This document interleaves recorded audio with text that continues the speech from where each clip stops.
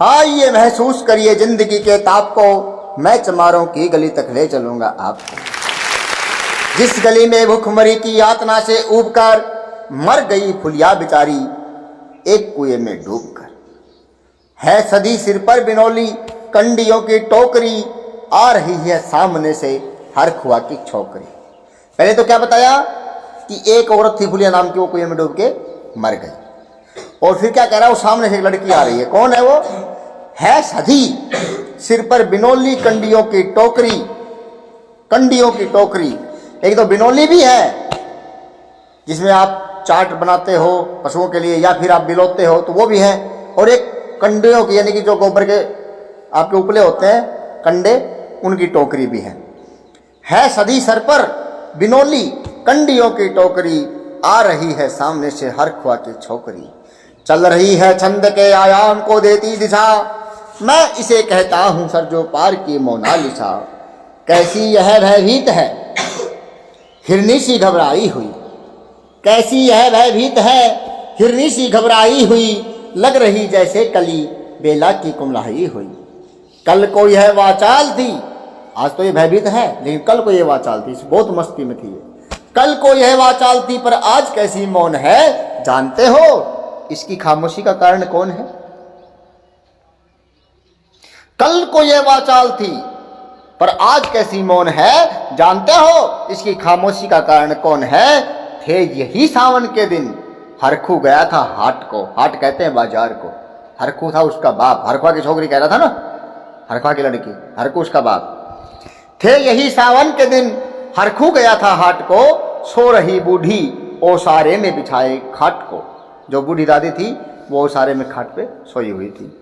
थे यही सावन के दिन हरखू गया था हाट को, सो रही बूढ़ी ओसारे में बिछाए खाट को। डूबती सूरज की किरणें खेलती थी रेत से, घास का गट्ठर लिए वह आ रही थी खेत से।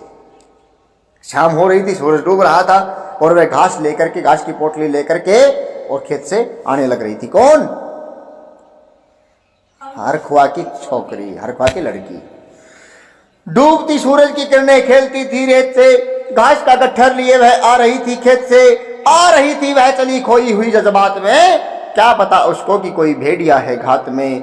होनी से बेखबर कृष्णा बेखबर राहों में थी। नाम क्या था उसका? कृष्णा। होनी से बेखबर कृष्णा बेखबर राहों में थी, मोड़ पर घूमी तो देखा अजनबी बाहों में थी। किसी ने उसको पकड़ लिया। चीख निकली भी तो होठों में ही घुटकर रह गई, चीख निकली भी तो होठों में ही घुटकर रह गई। छटपटाई पहले फिर ढीली पड़ी फिर ढह गई। चीख निकली भी तो होठों में ही घुटकर रह गई, छटपटाई पहले फिर ढीली पड़ी फिर ढह गई। दिन तो सरजू के कछारों में था कब का ढल गया। सूरज तो डूब चुका था, दिन जा चुका था। दिन तो सरजू के कछारों में था कब का ढल गया, वासना की आग में कौमार उसका जल गया। और उस दिन ये हवेली हंस रही थी मौज में। हवेली कौन? कोई हवेली है वहां पर, उसके बारे में कह रहा है। और उस दिन क्या हुआ था? वो तो बेचारी तड़प रही थी, बर्बाद हो गई थी, उसकी इज्जत को लूट लिया गया था। लेकिन ये जो हवेली है ना, ये उस दिन मौज में हंस रही थी। और उस दिन ये हवेली हंस रही थी मौज में। होश में आई तो कृष्णा थी पिता की गोद में। जब उसको होश आया तो वह किसकी गोद में थी? अपने पिता की गोद में थी। और उस दिन ये हवेली हंस रही थी मौज में। होश में आई तो कृष्णा थी पिता की गोद में। जुड़ गई थी भीड़ जिसमें जोर था सैलाब था, जो भी था अपनी सुनाने के लिए बेताब था। बहुत ज्यादा भीड़ इकट्ठी हो रही थी, सब अपनी अपनी बातें कहने को बेताब थे। कोई कुछ कह रहा था, कोई कुछ कह रहा था। जुड़ गई थी भीड़ जिसमें जोर था सैलाब था, जो भी था अपनी सुनाने के लिए बेताब था। बढ़ के मंगल ने कहा, बढ़ के मंगल ने कहा, काका तू कैसे मौन है। कृष्णा का जो पिताजी था हरखुआ, उसको कोई मंगल नाम का व्यक्ति था, जवान। उसने आगे आकर के कहा, काका तू कैसे चुपचाप बैठा है, चुप क्यों है तू। बढ़ के मंगल ने कहा, काका तू कैसे मौन है, पूछ तो बेटी से आखिर वो दरिंदा कौन है। एक बार इससे पूछ कि वो पापी कौन है जिसने मुंह काला किया है। कोई हो संघर्ष से हम पाव मोड़ेंगे नहीं, कच्चा खा जाएंगे जिंदा उसको छोड़ेंगे नहीं। चाहे कोई भी हो, हम उसको जीवित नहीं छोड़ेंगे, एक बार उसका नाम बता दे बस। बढ़ के मंगल ने कहा, काका तू कैसे मौन है, पूछ तो बेटी से आखिर वो दरिंदा कौन है, कोई हो संघर्ष से हम पांव मोड़ेंगे नहीं, कच्चा खा जाएंगे जिंदा उनको छोड़ेंगे नहीं। कैसे हो सकता है होनी कह के हम टाला करें और ये दुश्मन बहू बेटी से मुंह काला करें। ये कैसे हो सकता है कि हम कहते भाई होनी इसी थी, किस्मत इसी थी अपनी, तो भगवान ने ही कर दी। ऐसे कैसे कब तक चलेगा ये? कैसे हो सकता है होनी कह के हम टाला करें और ये दुश्मन बहू बेटी से मुंह काला करें। बोला कृष्णा से बहन सो जा मेरे अनुरोध से, बोला कृष्णा से बहन सो जा मेरे अनुरोध से, बच नहीं सकता है वह पापी मेरे प्रतिशोध से। तू चिंता मत कर बहन, तू सो जा आराम से, वो पापी को मैं छोड़ूंगा नहीं, मेरे क्रोध से वो बच ही नहीं पाएगा, उसको पक्का मारूंगा। बोला कृष्णा से बहन सो जा मेरे अनुरोध से, बच नहीं सकता है वो पापी मेरे प्रतिशोध से। पड़ गई इसकी भनक थी ठाकुरों के कान में। मंगल ये बात कह रहा है, इस बात की जानकारी किनको हो गई? ठाकुरों को हो गई। ठाकुर कौन थे? वही हवेली वाले, हवेली जिनकी थी ना वो ठाकुरों की थी। पड़ गई इसकी भनक थी ठाकुरों के कान में, वे इकट्ठे हो गए थे सरपंच के दालान में। दृष्टि जिसकी है जमी भाले के लंबी नोक पर, देखिए सुखराज सिंह बोले हैं खैनी ठोक कर। ठाकुरों के कान में जब ये बात गई, उनको पता चला तो उन्होंने क्या किया, सरपंच के दालान में सब इकट्ठे हो गए, सरपंच के घर में आंगन में सब इकट्ठे हो गए। दृष्टि जिसकी है जमी भाले के लंबी नोक पर, एक आदमी वहां खड़ा है, कौन है वो? सुखराज। देखिए सुखराज सिंह बोले हैं खैनी ठोक कर, वो भाले की तरफ देख रहे हैं और खैनी खा के बोल रहे, गुटखा जो खाते हैं ना इसको खैनी खा के, और फिर बोलने लगे, क्या कहें सरपंच भाई क्या जमाना आ गया, क्या कहें सरपंच भाई क्या जमाना आ गया, कल तलक जो पांव के नीचे था रुतबा पा गया। कहती है सरकार कि आपस में मिलजुल कर रहो, सुअर के बच्चों को अब कोरी नहीं हरिजन कहो। कहती है सरकार कि सब मिलजुल करके रहो, सुअर के बच्चों को अब कोरी नहीं हरिजन कहो। देखिए ना यह जो कृष्णा है चमारों के यहाँ, देखिए ना ये जो कृष्णा है चमारों के यहाँ, पड़ गया है सीप का मोती गवारों के यहाँ। देखिए ना यह जो कृष्णा है चमारों के यहाँ, पड़ गया है सीप का मोती गवारों के यहाँ। जैसे बरसाती नदी अलड़ नशे में चूर है, हाथ न पुट्ठे पे रखने देती है बड़ी मगरूर है। भेजता भी है नहीं ससुराल इसको हर खुआ, भेजता भी है नहीं ससुराल इसको हर खुआ, फिर कोई बाहों में इसको भेज ले तो क्या हुआ। सरपंच के सामने व्यक्ति क्या कह रहा है कि वो जो लड़की है ना रखुआ की, वो देखो कितनी सुंदर है, कितनी जवान है, और उस बेकार उस गरीब के घर में पैदा हो गई है, और वो नीच आदमी गंदा आदमी शादी भी नहीं कर रहा है, फिर उसको किसी ने पकड़ लिया तो क्या हो गया। ऐसे सरपंच के बारे सरपंच के सामने ऐसी बातें कर रहे हैं, क्यों? क्योंकि वो ठाकुर है। वो कौन? वो चमार है, गरीब है, मतलब भेजता भी है नहीं ससुराल इसको हर खुआ, फिर कोई बाहों में इसको भींच ले तो क्या हुआ। कह रहा क्या बात होगी फिर, मतलब वो इसलिए कर रहा कुछ बात ही नहीं हुई, बेकार की बातें कर रहे हैं, तो ये तो हमारा अधिकार है। भेजता भी है नहीं ससुराल इसको हर खुआ, फिर कोई बाहों में इसको भींच ले तो क्या हुआ। आज सरजू पार अपने शाम से टकरा गई। कौन था जिस लड़के ने उसको बर्बाद किया, उसकी इज्जत लूटी? कौन था वो? श्याम नाम था उसका। क्या कह रहा है, आज सरजू पार अपने शाम से टकरा गई, जाने अनजाने वो लज्जत जिंदगी की पा गई। क्या बिगड़ गया उसका? आज सरजू पार अपने शाम से टकरा गई, जाने अनजाने वो लज्जत जिंदगी की पा गई। वो तो मंगल देखता था, बात आगे बढ़ गई, वो तो मंगल देखता था, बात आगे बढ़ गई, वरना वह मरदूद इन बातों को कहने से रही।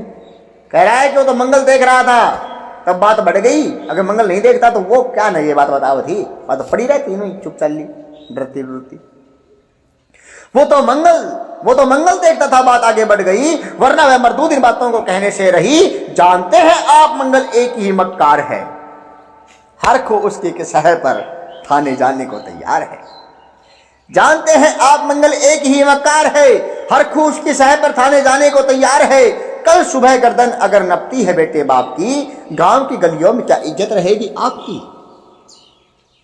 क्या कह रहा है वो ठाकुर साहब सरपंच को कि हे सरपंच, अगर मेरी और मेरे बेटे की गर्दन नपती है, यानी कि हमें थाने बुलवाया जाता है, अगर पुलिस हमें पकड़ती है तो फिर तेरी क्या इज्जत रह जाएगी।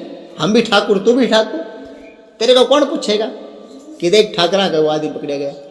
सरपंच को कह रहा है। जानते हैं आप मंगल एक ही मक्कार है, हर को उसकी सह पे थाने जाने को तैयार है। कल सुबह गर्दन अगर नपती है बेटे बाप की, गांव की गलियों में क्या इज्जत रहेगी आपकी। बात का लहजा था ऐसा ताव सबको आ गया। बात का लहजा ऐसा ही था कि तेरी क्या इज्जत रहेगी, तो ताव सबको आ गया। सब सारा ठाकुर गर्म हो गया। बात का लहजा था ऐसा ताव सबको आ गया।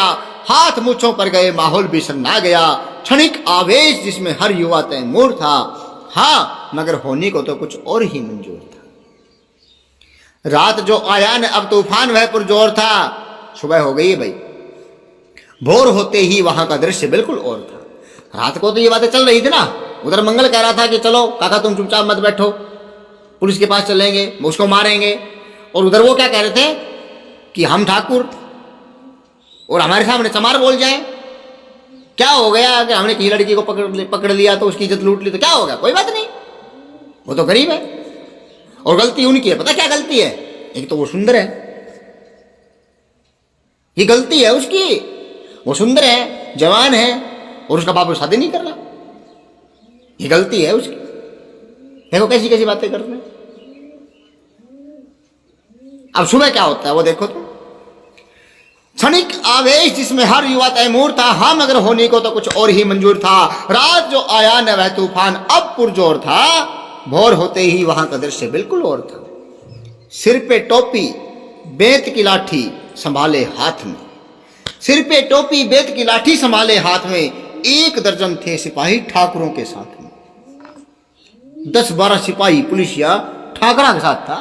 इज्जत कहाँ की लुटी थी, चमारा की, लेकिन पुलिस कहाँ के साथ थी, ठाकरा के।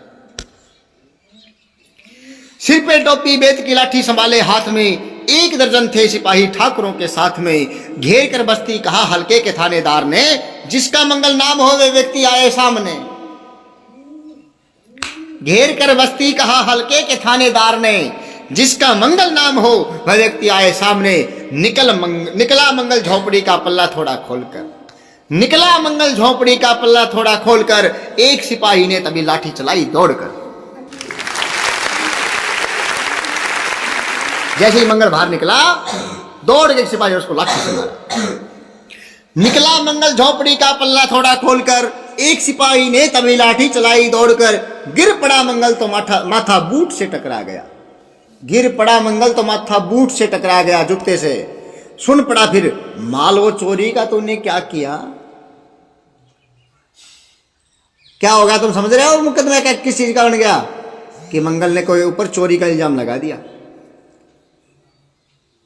वो तो थाने कब जाएगा, थानेदार तो पहले ही पहुंच गए। और क्या कह रहे हैं, मंगल कौन आ रहा है बाहर निकल। मंगल निकला, उसको दौड़ के मारी लकड़ी।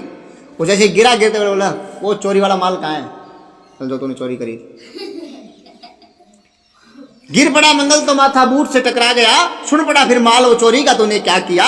कैसी चोरी माल कैसा, उसने जैसे ही कहा। मंगल को कहा, उसने कोई चोरी करी ही नहीं। उन्होंने पूछा कैसी चोरी माल कैसा। उसने जैसे ही कहा, एक लाठी फिर पड़ी,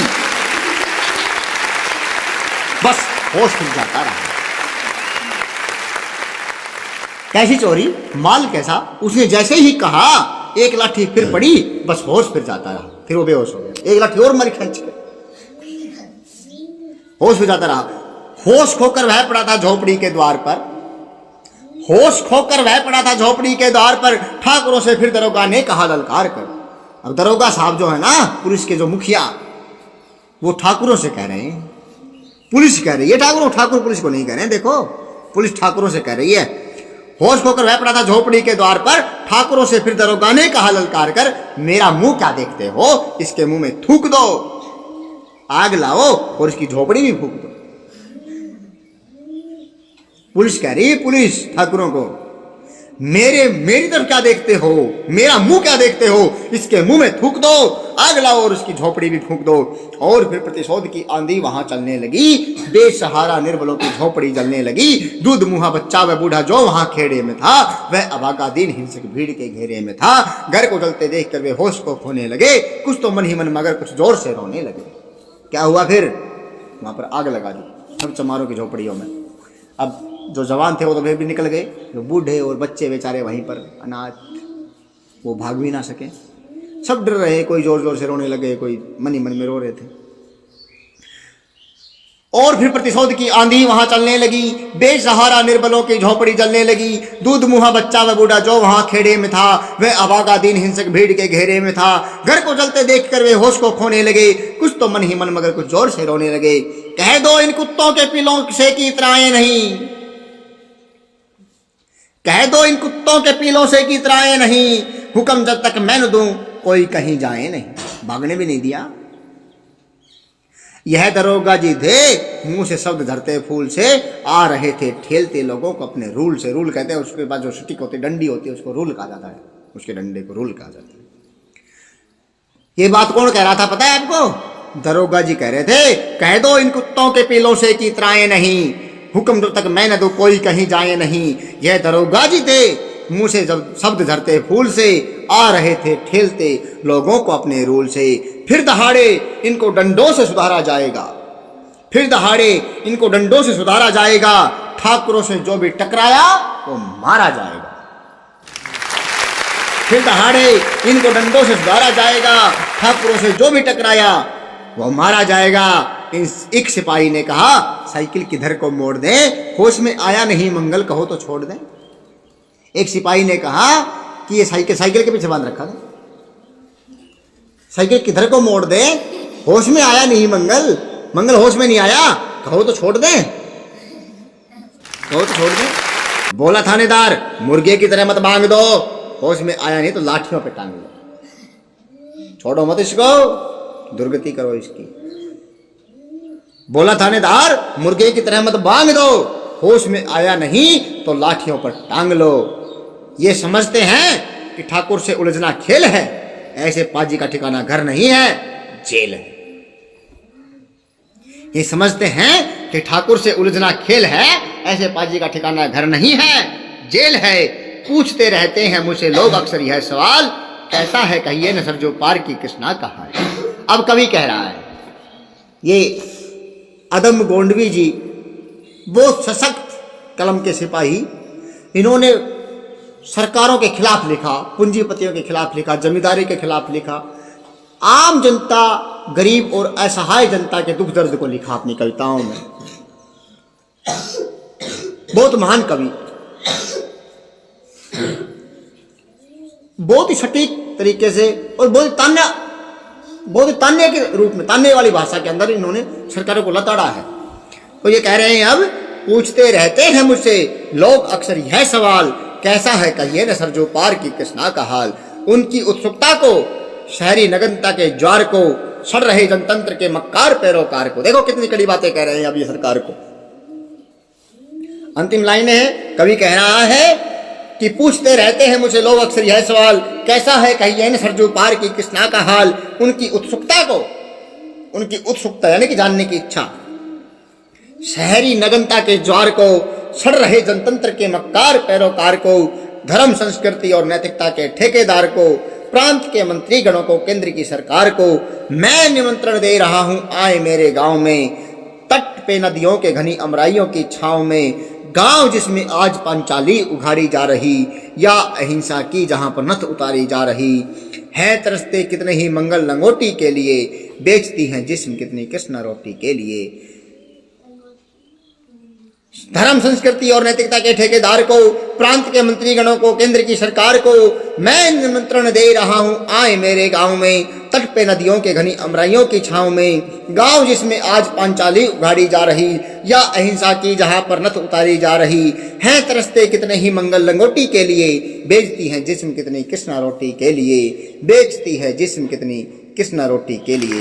ये थी कविता, मैं चमारों की गली तक ले चलूंगा आपको, श्री अदम गोंडवी द्वारा रचित। ये हमारी ओर से उनको हमारे चैनल ललकार के ऊपर जो हमने कार्यक्रम चलाया है कवियों के प्रति तर्पण अर्पण का, वो उन्हीं के तारतम्य में ये भी एक अदम गोंडवी जी को भेंट है, हमारी ओर से उनको अर्पण है, उनका तर्पण है। वो हमें अपना आशीर्वाद बख्शे जहाँ भी हों, और उनकी रचनाएं आपको अगर अच्छी लगती हैं तो हमारे चैनल पे हम लेके आएंगे। आप कमेंट करके हमें बताएं। तब तक के लिए जय हिंद, जय भारत।